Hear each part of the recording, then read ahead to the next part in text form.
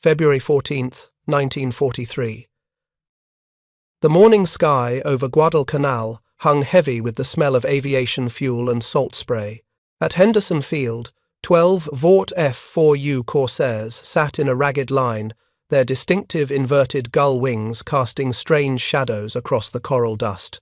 The engines coughed to life one by one, each Pratt & Whitney R2000, 800 double Wasp, roaring with 2,000 horsepower that seemed almost obscene in its power. Preparing and narrating this type of story took us long efforts and hard work. So, if you are enjoying the story, please consider subscribing to our channel.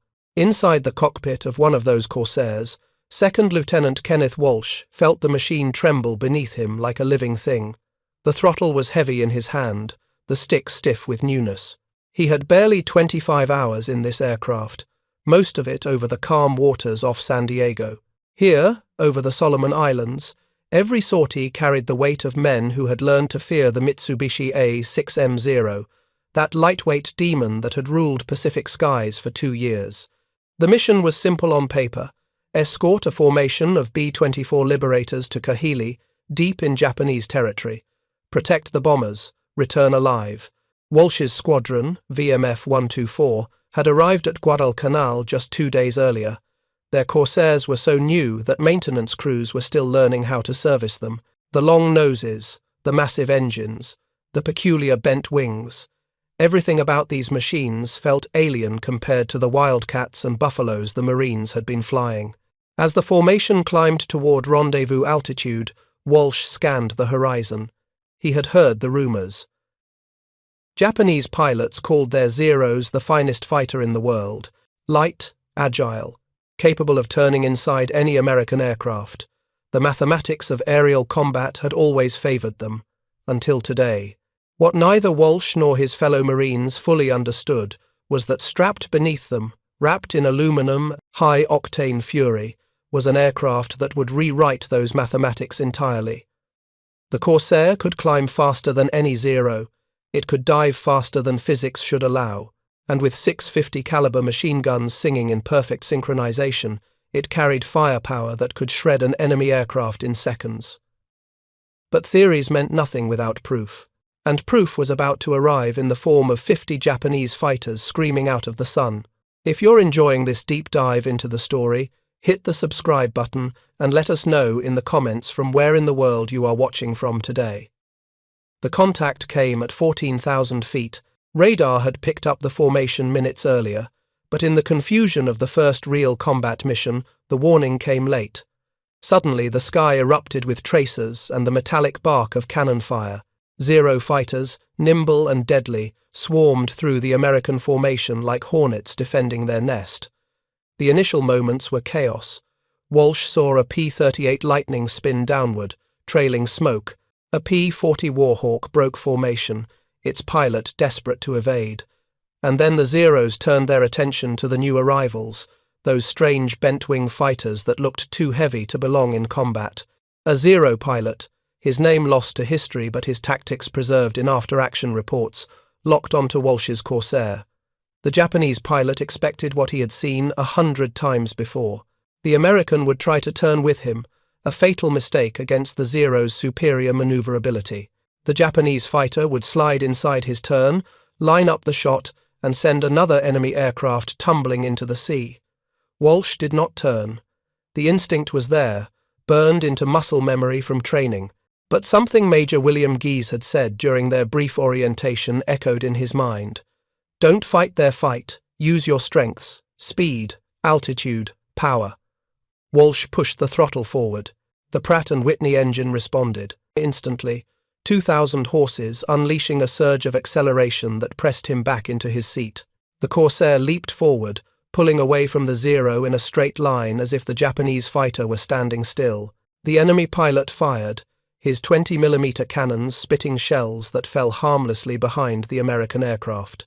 Walsh pulled up into a steep climb, the Corsair's massive engine hauling him skyward at a rate the Zero could not match. 3,000 feet per minute. 4,000.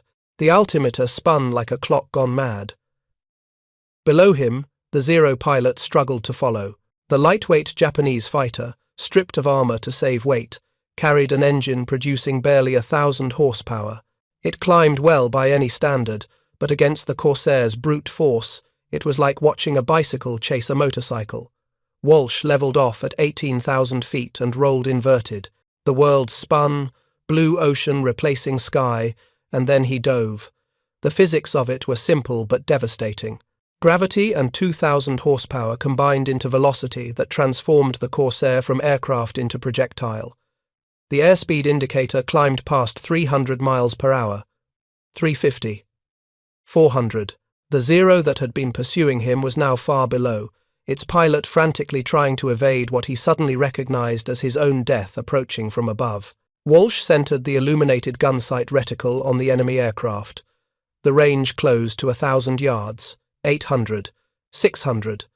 At 400 yards, he squeezed the trigger. The Corsair shuddered as all 650 caliber machine guns opened fire simultaneously. The sound was not quite thunder, not quite tearing metal, but something in between. Tracer rounds streaked downward in converging lines of fire. The Zero disintegrated, not gracefully, not dramatically, but with the mechanical finality of structure meeting force it could not withstand. Pieces of wing fabric fluttered away, the canopy shattered, and then fire, orange and black, consuming what remained. Walsh pulled out of the dive, the G-forces pressing him into his seat, grey edging his vision. The Corsair responded smoothly, its airframe solid despite the punishment. Around him, the battle continued, but the pattern had been established. Other Corsairs were climbing, diving, using tactics that turned the Zero's agility into a liability. The Japanese pilots found themselves unable to dictate the terms of engagement. Every time they tried to maneuver into position, the American fighters simply accelerated away, climbed beyond reach, or dove with speed that made pursuit suicidal. The engagement lasted perhaps 15 minutes, though to the pilots it felt like hours. When the Japanese fighters finally broke off, the butcher's bill was devastating. 4 P-38 seconds lost, 2 P-40 seconds, 2 B-24 bombers, 2 Corsairs damaged but flyable. And the Japanese? Estimates varied, but at least 4 Zeros confirmed destroyed, possibly more. For VMF 124, it was a brutal introduction. Yet within that chaos, something profound had revealed itself. The Corsair could fight. More than that, it could dominate, if flown correctly. Back at Henderson Field, as mechanics swarmed over the returned aircraft counting bullet holes and patching damage, Walsh climbed down from his cockpit. His flight suit was soaked with sweat. His hands trembled slightly, adrenaline still singing through his veins. Major Gize walked the flight line, inspecting each aircraft, speaking quietly with each pilot. When he reached Walsh, he simply nodded. "You stayed fast," Gize said. Walsh managed a tired smile. "Yes, sir. Fast and high." "Good. That's how we survive this." The battle that would later be called the St. Valentine's Day Massacre had been a disaster by most measures. Too many aircraft lost, too few enemy fighters destroyed. But buried within that defeat was a seed of understanding. The Corsair was not a wildcat. It was not meant to dogfight in tight circles at low altitude. It was a new kind of weapon, built around an entirely different philosophy. Power over agility, speed over maneuverability, energy over elegance. That night, in the operations tent lit by kerosene lamps and scattered with navigation charts, the pilots of VMF 124 began to piece together what they had learned. One of them, a lieutenant whose name survives only in fragmented records, sketched a diagram on a piece of paper. An arrow pointing up, labelled altitude. Another pointing down, labelled dive. A third pointing away, labelled speed. Around these arrows, he drew the silhouette of a Zero, small and isolated. "We don't fight them," he said. "We execute them." The phrase would spread through marine aviation like wildfire. By March, by April, by the hot Pacific summer of 1943, Corsair pilots across the Solomon Islands would internalize that doctrine. Altitude was life, speed was survival, and the massive Pratt & Whitney engine that produced 2,000 horsepower was not a luxury but a necessity.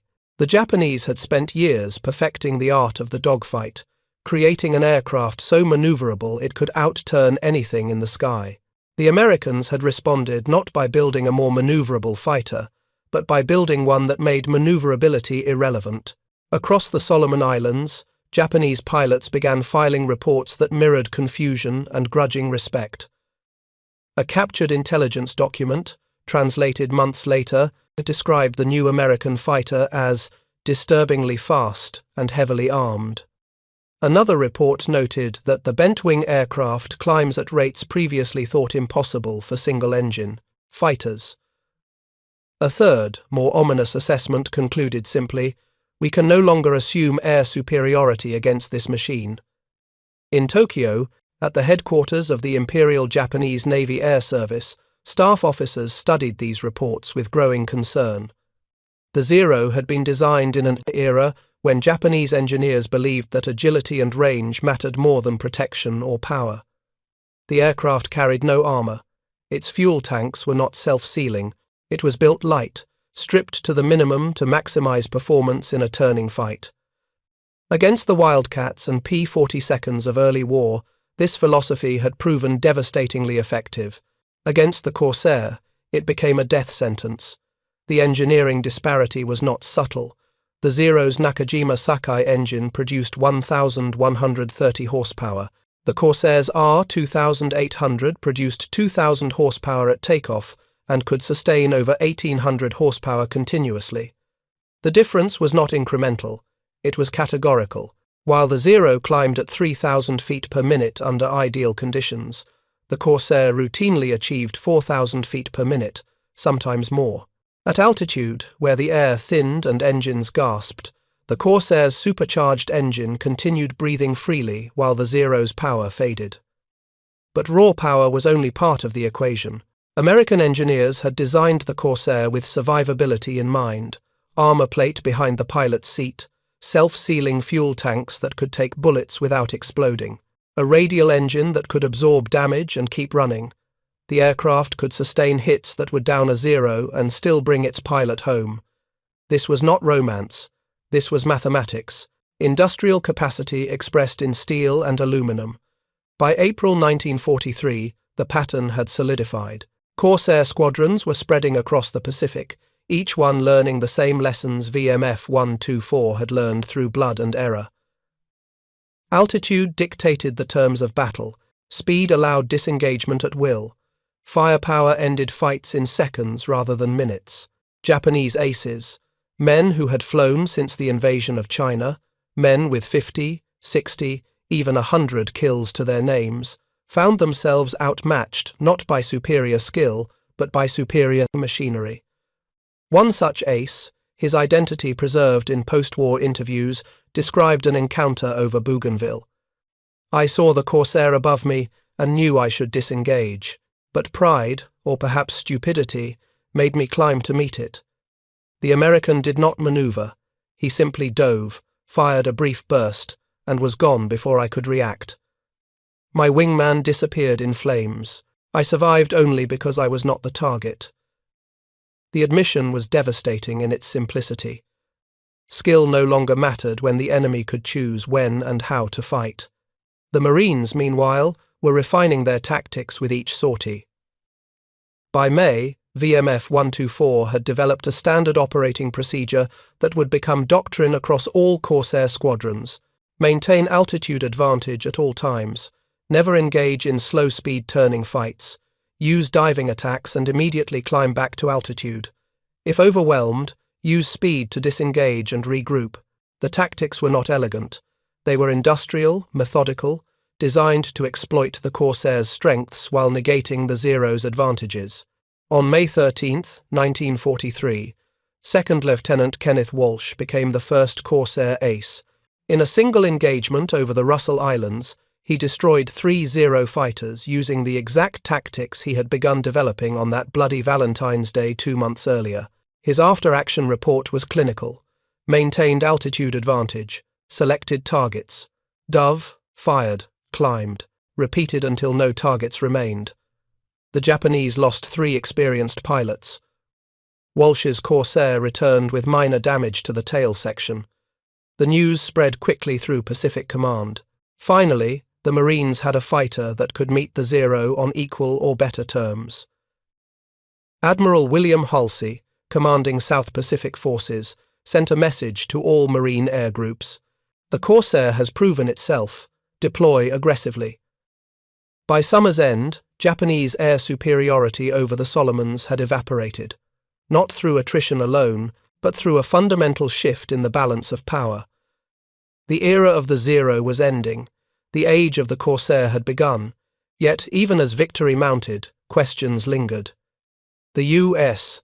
Navy, which had originally commissioned the Corsair, still refused to deploy it on carriers. Visibility issues, difficult landing characteristics, a tendency to bounce on deck, all combined to keep the aircraft relegated to land bases. Marine pilots joked bitterly that the Navy had built the perfect carrier fighter and then given it to the Marines because they were afraid to use it themselves. The irony was not lost on anyone. The most effective naval fighter in the Pacific was fighting from dirt runways hacked out of jungle. But the Marines didn't care about irony, they cared about kills, and the Corsair was delivering them by the hundreds. The massive engine that had seemed like overkill in peacetime testing had become the difference between life and death. The bent wings that looked so strange had proven aerodynamically brilliant, allowing short landing gear while maintaining propeller clearance. Every peculiarity of the design had purpose. Every compromise had been vindicated in combat.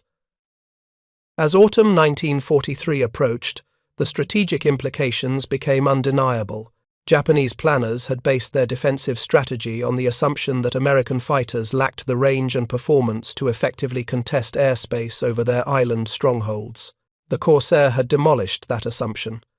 With combat radius exceeding 600 miles, Corsairs could escort bombers deep into enemy territory and still return with fuel to spare. And once there, no Japanese fighter could stop them. The psychological impact on Japanese pilots was profound. Men who had once attacked with confidence now hesitated, scanning the sky for the distinctive bent-wing silhouette. When Corsairs appeared, Japanese formations often broke off attacks entirely, unwilling to accept the losses that engagement would bring. The hunter had become the hunted, and the weapon that accomplished this transformation was not tactics or training or courage, though all of those mattered. It was engineering, 2,000 horsepower wrapped in aluminum and painted blue. A machine built not to dance in the sky, but to dominate it through sheer, overwhelming force. If you find this story engaging, please take a moment to subscribe and enable notifications. It helps us continue producing in-depth content like this. The summer of 1943 brought no respite to Japanese air forces in the South Pacific. Every week, more Corsair squadrons arrived at forward bases scattered across the Solomon Islands. Henderson Field, Munda, Torokina, each dirt strip carved from jungle became a launching point for aircraft that the Japanese could no longer ignore and could not defeat. The statistics told a story that Japanese commanders struggled to accept. In June alone, Corsair squadrons claimed over 100 enemy aircraft destroyed against losses of fewer than 10 of their own machines. The kill ratio was not merely favourable, it was catastrophic for Japan. At Rabaul, the massive Japanese base that had once projected power across the entire region, intelligence officers compiled reports that read like obituaries for an air force. Flight Lieutenant Saburo Sakai, one of Japan's most experienced aces with over 60 kills to his name, encountered Corsairs for the first time over New Georgia in July. His post-war account, preserved in interviews conducted decades later, captured the shock of that first meeting. I had fought wildcats, era cobras, even the occasional lightning. I understood American tactics, but the Corsair was different. It appeared above us, dove with impossible speed, destroyed 2 of my squadron, and was gone before we could react. We could not climb to meet it. We could not run from it. We could only die. Sakai survived that encounter, but his wingmen did not. The lesson was clear. Against the Corsair, experience meant nothing if the enemy dictated when and where the battle occurred. The tactical evolution continued through the summer months. Marine pilots refined their approach with each engagement, developing an almost mathematical precision in how they employed their aircraft. Captain James Sweat of VMF 221 described the process in his combat diary. "We patrol at 20,000 feet. When we spot enemy aircraft below, we split into sections. One dives to attack. The others remain high to cover. After the attack, the diving section climbs immediately back to altitude. The Japanese cannot follow. They cannot escape. They can only burn." The doctrine was brutal in its simplicity. Altitude provided the potential energy for devastating diving attacks. Speed allowed disengagement before enemy fighters could coordinate a response. And firepower, 650 caliber machine guns firing 2,400 rounds, meant that even brief contact was often fatal for the target. Japanese pilots began developing counter-tactics, but every solution revealed new problems. Flying at higher altitudes to meet the Corsairs meant sacrificing the maneuverability advantage that the Zero possessed at lower speeds. Staying low meant accepting that the Americans would always strike from above with the advantage of gravity and momentum. Preparing and narrating this type of story took us long efforts and hard work, so if you are enjoying the story, please consider subscribing to our channel. Attempting to flee meant presenting a target to enemy guns that could hit at ranges exceeding 1,000 yards. In August, a Japanese tactical manual captured from Rabaul revealed the extent of their predicament. The document, translated by Allied intelligence, included specific instructions for engaging the bent-wing fighter. Avoid combat if possible. If engaged, attempt to force slow-speed turning fight. Do not allow the enemy to maintain altitude. Advantage. Do not pursue if the enemy disengages in a climb or dive. The subtext was unmistakable. Japanese doctrine had shifted from seeking aerial combat to avoiding it when facing Corsairs. Meanwhile, American production lines hummed with relentless efficiency. Vaught's factory in Stratford, Connecticut, turned out Corsairs at a rate that Japanese industry could not match. By summer's end, over 1,000 F4U fighters had been delivered to Marine and Navy squadrons. Each one carried that same massive Pratt & Whitney engine, that same overwhelming firepower, that same design philosophy that prioritized power over elegance. The industrial disparity was staggering. For every Zero produced, America built 3 Corsairs, and each Corsair could fight multiple Zeros with confidence. The human cost of this technological imbalance became visible in the faces of Japanese pilots. Photographs taken of captured airmen show exhaustion that went beyond physical fatigue. These were men who had entered the war believing in their invincibility, trained in a system that emphasized spirit and skill over material advantage. The Corsair had shattered that belief. One captured pilot, interviewed at a prisoner of war camp in Australia, spoke with hollow resignation. "We were told the Americans built inferior aircraft. We were told their pilots lacked fighting spirit." The Corsair proved both claims false. It is simply a better machine, flown by men who understand its strengths. By September, the Marines had produced multiple Corsair aces, pilots who had achieved 5 or more aerial victories flying the bent-wing fighter. Kenneth Walsh led the count with 13 kills, all but one against Zeros. His tactics had become standard across all squadrons. Other notable pilots emerged from the brutal crucible of South Pacific combat. First Lieutenant Robert Hanson of VMF 215 would eventually claim 25 kills in just 6 weeks of combat. Major Gregory "Pappy" Boyington, commanding the famous Black Sheep Squadron, VMF 214, added to his already impressive tally, ultimately reaching 28 total victories with the majority coming in his Corsair. These men became legends, but they were quick to credit their aircraft. Boyington, in a post-war interview, put it bluntly, "The Corsair saved my life more times than I can count. It was faster, tougher, and hit harder than anything the Japanese had. All we had to do was not be stupid enough to fight their fight." The assessment was accurate. American pilots who forgot the lessons and attempted to dogfight Zeros at low altitude often paid with their lives. But those who remembered, who maintained discipline and used their aircraft's advantages, dominated every engagement. The fall of 1943 brought the campaign for Bougainville, a strategic island that would bring Allied forces within striking distance of Rabaul itself.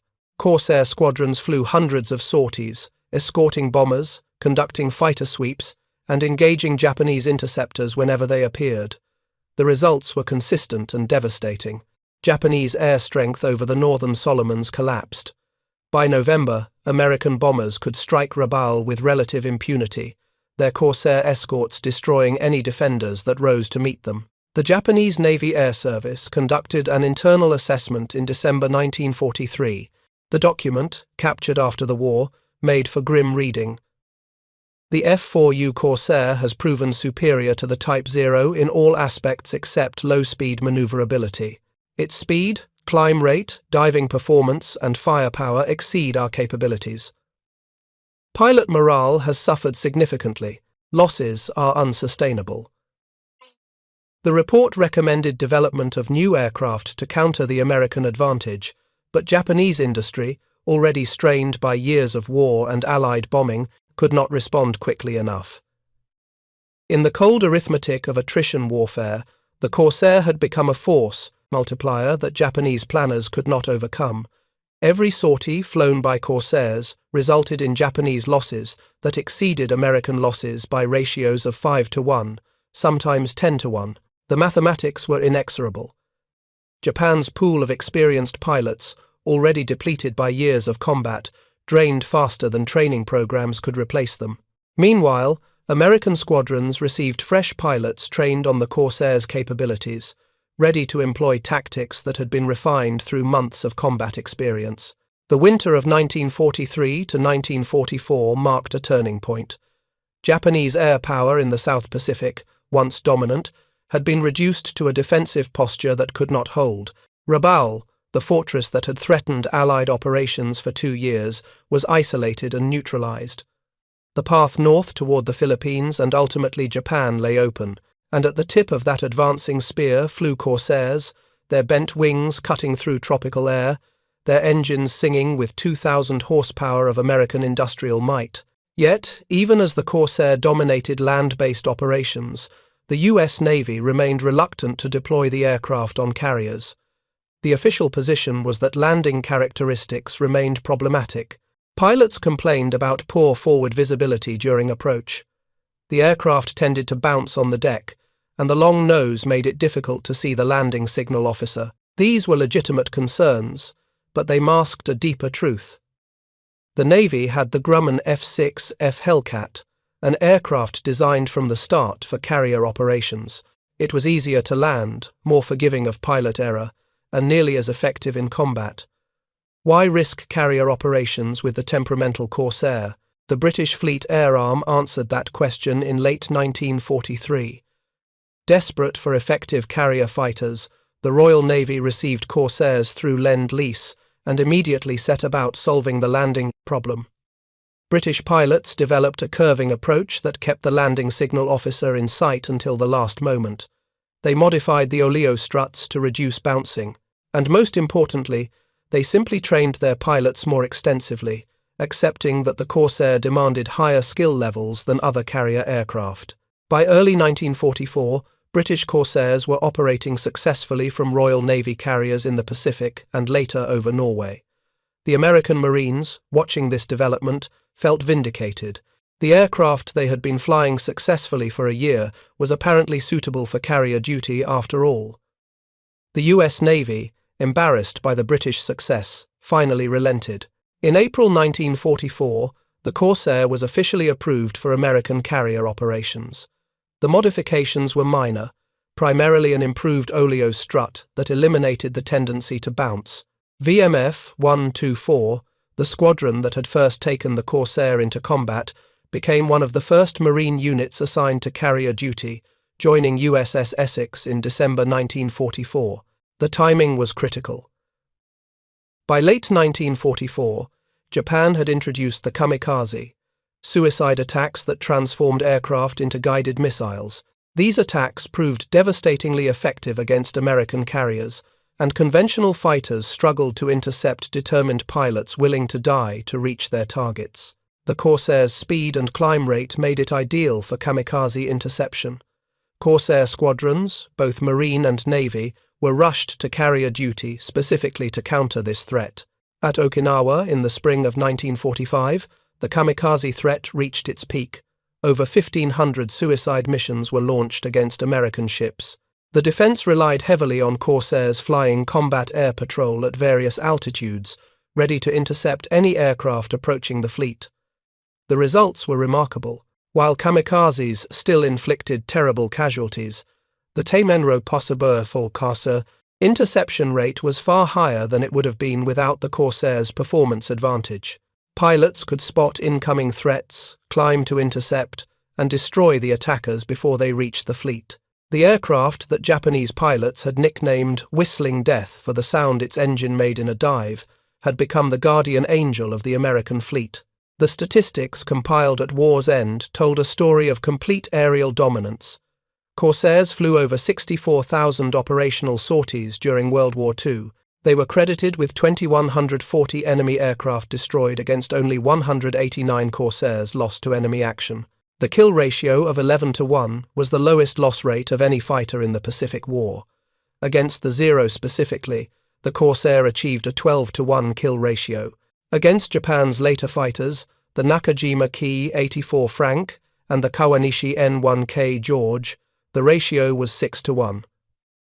These numbers represented more than statistics.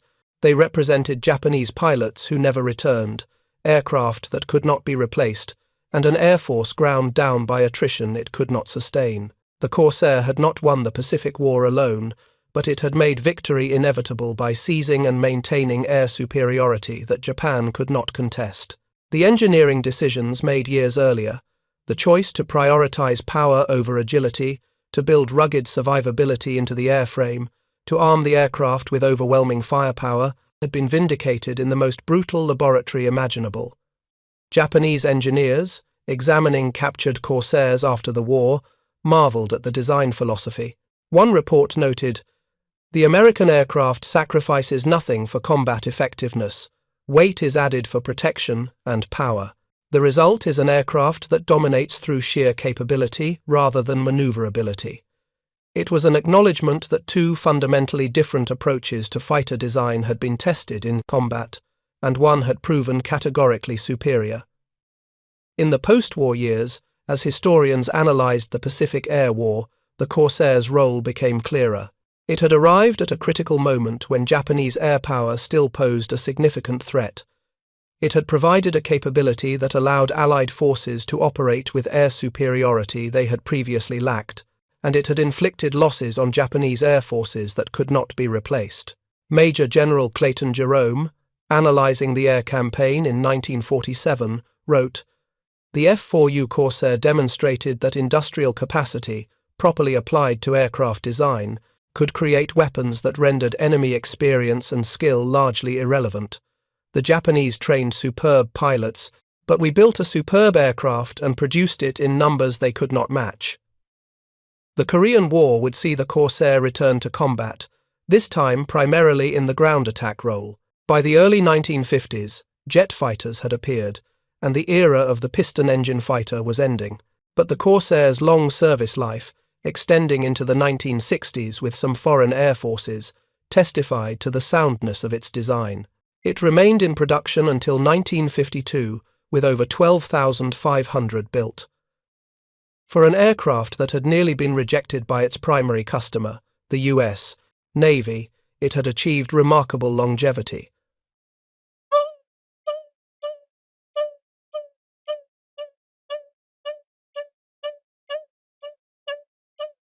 The pilots who flew it never forgot what the aircraft had given them. Kenneth Walsh, who became the first Corsair ace and eventually achieved 21 victories, spoke at a reunion in 1985. By then an old man with white hair and steady hands, he stood before a restored F4U at the National Museum of Naval Aviation. "This aircraft saved my life more times than I can count," he said quietly. "It was faster than anything the Japanese had. It climbed better, it hit harder. All we had to do was fly it smart, maintain altitude, use our speed, don't get slow. Those of us are remembered that lived. Those who forgot usually didn't get a second chance." He touched the propeller blade, that massive 13-foot Hamilton standard that had turned invisible in flight, converting 2,000 horsepower into motion. People ask what it was like to fly.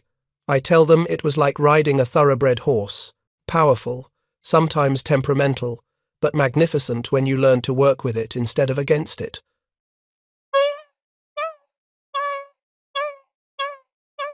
Around him, other veterans nodded. They remembered the roar of that R-2800 engine, the way the aircraft shook during startup, the sensation of acceleration that pressed them into their seats during a dive. They remembered the confidence that came from knowing their aircraft was superior, that in any engagement fought on their terms, they would win. The Japanese veterans, fewer in number and often reluctant to speak, had their own memories. In a 1990 interview, a former Zero pilot named Yoshio Shiga recalled encountering Corsairs over Rabaul. We called it the bent-wing demon. When we saw those distinctive wings, we knew the fight would be difficult. They always had altitude advantage. They always chose when to attack, and they always had the power to escape if things went badly. We could only hope they made a mistake, and experienced pilots rarely did. The technological lesson was clear and has echoed through every subsequent generation of fighter aircraft.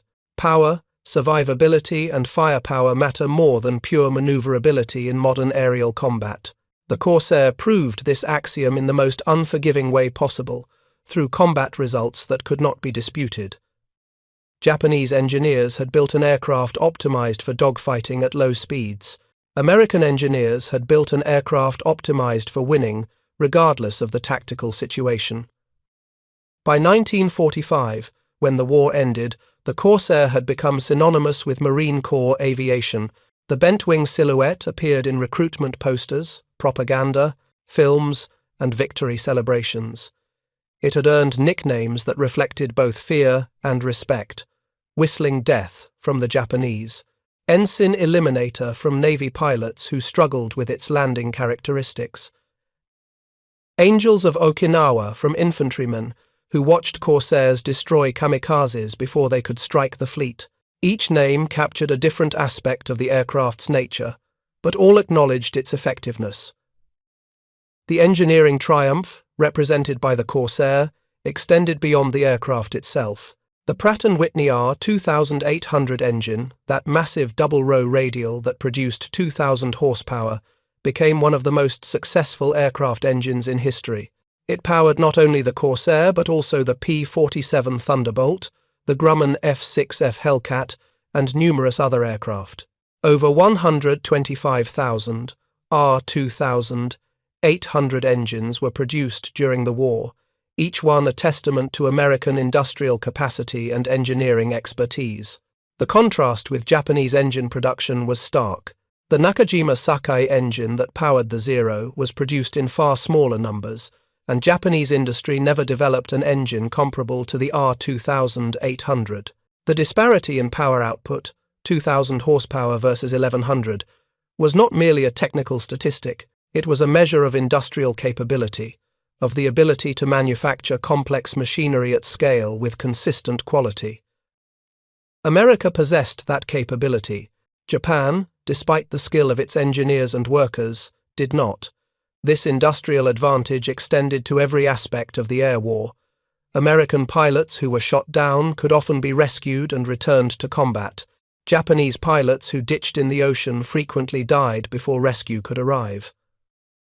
American aircraft that returned damaged could be repaired using abundant spare parts and skilled mechanics. Japanese aircraft often sat grounded for lack of replacement components. American squadrons received replacement aircraft within weeks. Japanese squadrons waited months. The cumulative effect of these advantages was overwhelming. As the sun set on the war in the Pacific, as the mushroom clouds over Hiroshima and Nagasaki forced Japan's surrender, the Corsair's war was essentially over. It had achieved everything its designers had hoped for and more. It had proven that American engineering could produce aircraft equal or superior to any in the world. It had given Marine and Navy pilots a weapon they could trust. And it had helped seize air superiority that made Allied victory inevitable.